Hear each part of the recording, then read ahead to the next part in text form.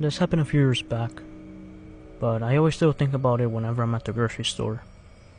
I was with my boyfriend at the time, at a local Hannaford in my town, and we had always split up in the store to get certain stuff, mainly because I hated shopping at the freezer aisle, and I'm also pretty picky about what bread we buy, etc.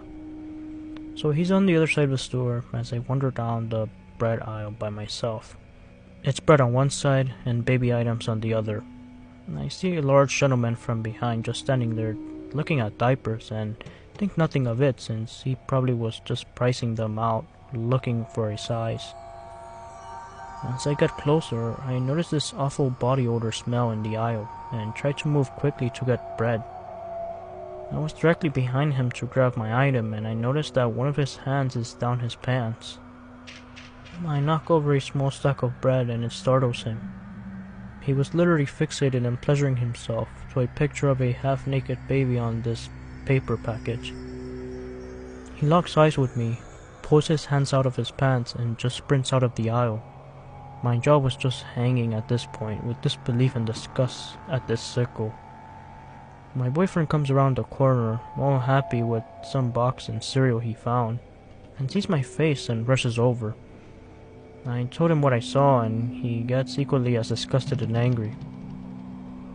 We told the manager on duty, described him, and they said that they would review the security cameras later and keep an eye for him.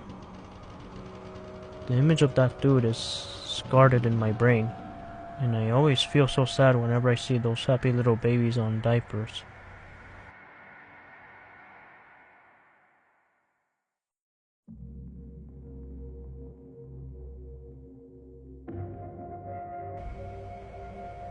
I used to tell a story about my neighbor's German Shepherd attacking me when I was 11.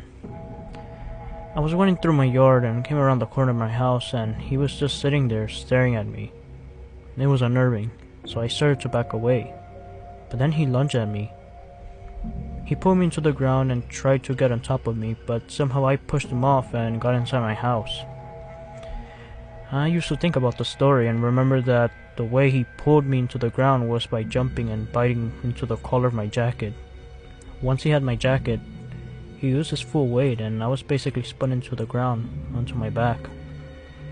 I always knew it was serious for a dog to take down a kid like that, but it wasn't until much later that I really contemplated the thought that he would have been going for my throat, or if not intentional, how could he have accidentally bitten into my neck?